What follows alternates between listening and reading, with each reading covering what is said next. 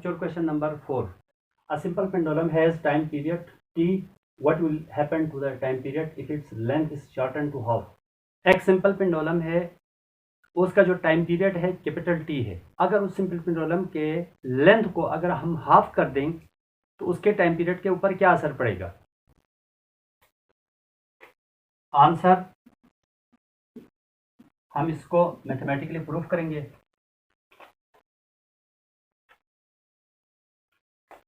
The time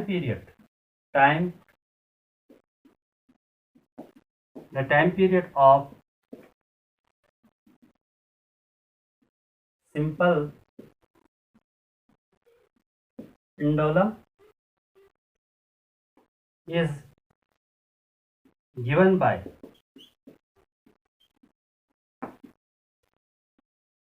t is equal to 2 pi under root L upon G। ये हमारे पास simple pendulum का time period का formula है।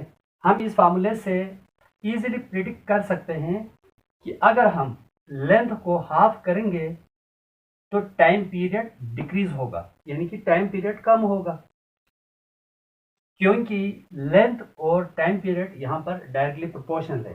सो हमें हिंट मिल चुका है, लेंथ के हाफ होने से टाइम पीरियड कम होगा, लेकिन हम इसको मैथमेटिकली प्रूव करेंगे। तो हम यहाँ लिखेंगे according to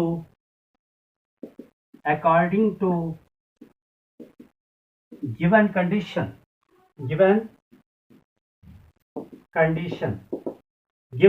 के मुताबिक लेंथ जो है वो हाफ हो रहा है, length is decreasing to half. जब लेंथ की जगह L अपॉन 2 रखेंगे तो ये जो टाइम पीरियड की वैल्यू है वो चेंज होगी। उस चेंज टाइम पीरियड को हम डिनोट करेंगे टी डैश से।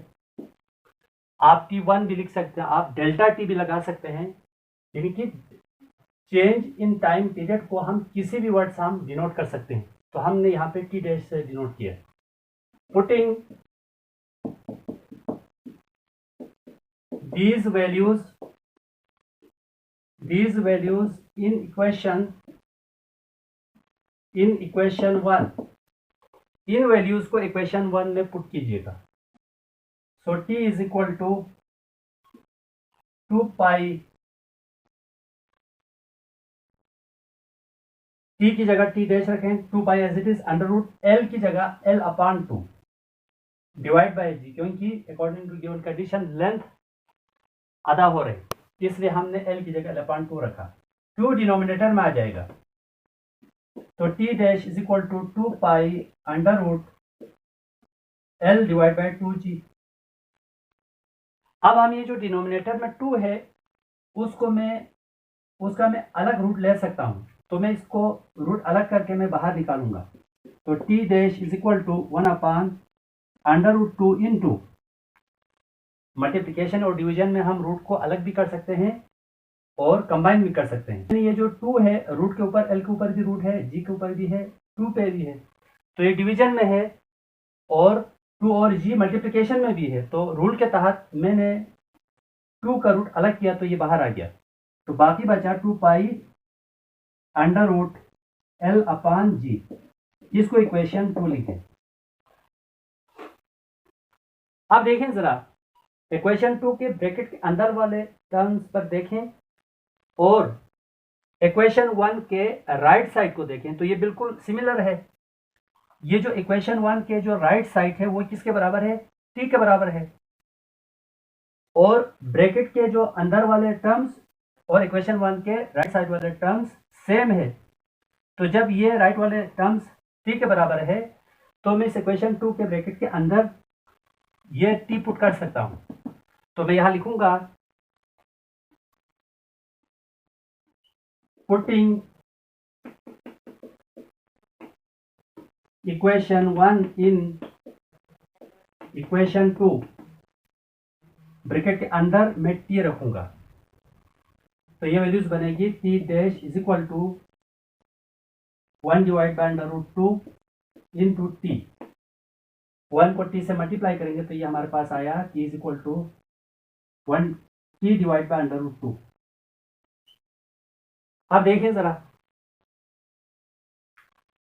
यानी कि जब हमने लेंथ को हाफ कर दिया तो जो टाइम पीरियड है ये डिक्रीज होगा। इसको हम फर्दर सिंप्लीफाई करेंगे थोड़ा सा। t dash is equal to t divide by 2 का रूल ले लीजिए, √2। √2 की वैल्यू आ रही है 1.414। इसको फर्दर सिंप्लीफाई करें, इसको मैं लिख सकता हूं 1 डिवाइड बाय 1.414 t। इसको 1 से डिवाइड करें, 1 डिवाइड बाय 1.414, तो ये वैल्यूज आ रही है t dash is equal to 0.707 t।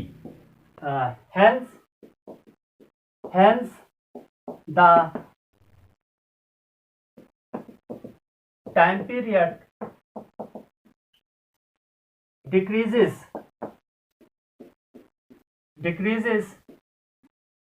by the factor 1 divided by √2 or 0.707।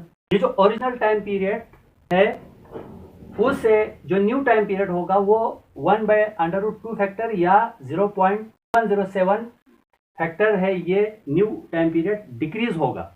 अब स्टूडेंट सोच रहे होंगे पहले तो t था, अब इस न्यू टाइम इक्वल है t मल्टीप्लाई बाय समथिंग। ये तो मल्टीप्लाई हो रहा है, ये तो वैल्यू ग्रेटर होनी चाहिए। तो मैं इस चीज़ को आपको एक्सप्लेन करूंगा। मैं एक नया कॉन्सेप्ट समझाने लगा हूं डियर स्टूडेंट, आपने इसको तवज्जो से सुनना है। ये जो नया कॉन्सेप्ट है, ये मैं रफ पे लिख रहा हूं, आंसर यहां तक कंप्लीट है।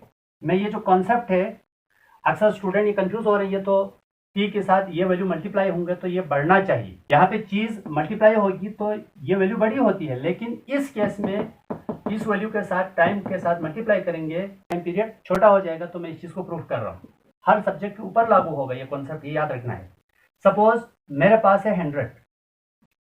अब आप किसी भी नंबर को किसी बड़े वैल्यू के साथ मल्टीप्लाई करेंगे तो वो वैल्यू बड़ी हो जाएगी। जैसा कि 100 है तो बड़ी वैल्यू मीन्स जो पॉइंट में ना हो, 1 से ग्रेटर हो, उसको हम बिग वैल्यू कहते हैं। सपोज में 2 है, बिग वैल्यू है, तो मैं 100 को बिग वैल्यू 2 से मल्टीप्लाई करूंगा, 2 से मल्टीप्लाई करूंगा तो ये वैल्यू बड़ी होगी।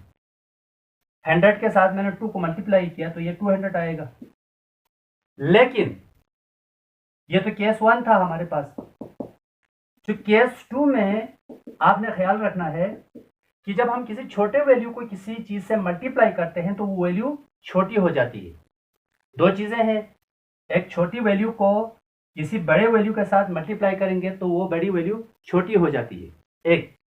दूसरी बात, आप किसी छोटी वैल्यू को छोटी वैल्यू से भी मल्टीप्लाई करें तो भी वो बहुत छोटी हो जाती है। तो ये दोनों चीजें हम यहाँ पे करेंगे। तो मैं यहाँ पे लिख देता हूँ 0.1 मल्टीप्लाई बाय 100। अब देखिए मैंने छोटी वैल्यू को बिग वैल्यू से मल्टीप्लाई कर रहा हूँ तो ये वैल्यू छोटी होगी, 0.1 मल्टीप्लाई बाय 100। अब ये वैल्यूज 10 आ गई। अब देखिए आपके सामने है, जब मैंने बिग वैल्यू मीन्स 1 से ग्रेटर, बिग वैल्यू से मल्टीप्लाई करेंगे तो वैल्यू बहुत बड़ी होगी। लेकिन जो स्मॉल वैल्यू है, जो पॉइंट में आ रहे हैं, उस वैल्यू को आप किसी बिग वैल्यू से मल्टीप्लाई करेंगे तो वो वैल्यू छोटी हो जाएगी। ये आपके सामने है। अब मैं दो छोटी वैल्यू को मल्टीप्लाई करूंगा, 0.1 मल्टीप्लाई बाय 0.1, ये वैल्यू तो बहुत छोटी हो जाएगी। 0.1 मल्टीप्लाई बाय 0.1, ये आंसर आ रहा है 0.01। सो इस कॉन्सेप्ट के तहत यहां पर छोटी वैल्यू टाइम के साथ मल्टीप्लाई हो रहा है तो ये वैल्यू छोटी होगी। तो इसका मतलब न्यू टाइम पीरियड ओरिजिनल से इतना टाइम्स छोटा होगा।